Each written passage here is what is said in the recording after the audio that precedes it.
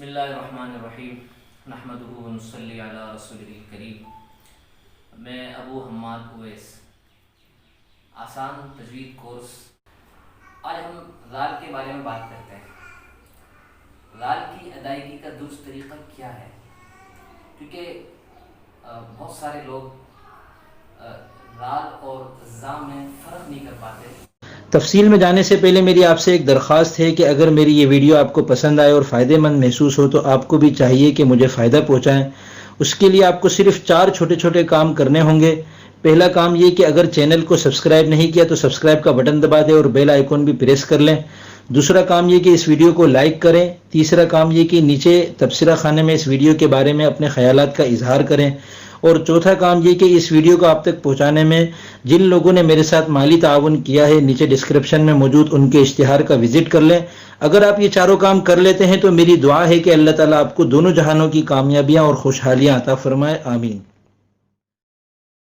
کی جو نوک ہے، اس کو اوپر کے جو آگے کے 2 دانت ہیں اس کے سرے سے لگا کر ادا کیجیے، لال۔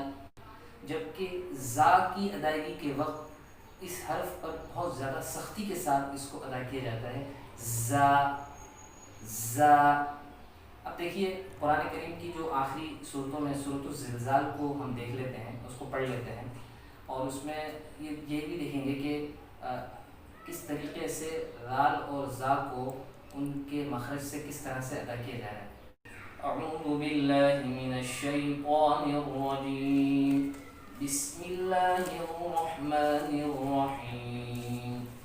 اذا زلزلت الارض زلزالها واخرجت الارض اثقالها وقال الانسان ما لها يومئذ تحدث اخبارها، صدق اللہ العظیم۔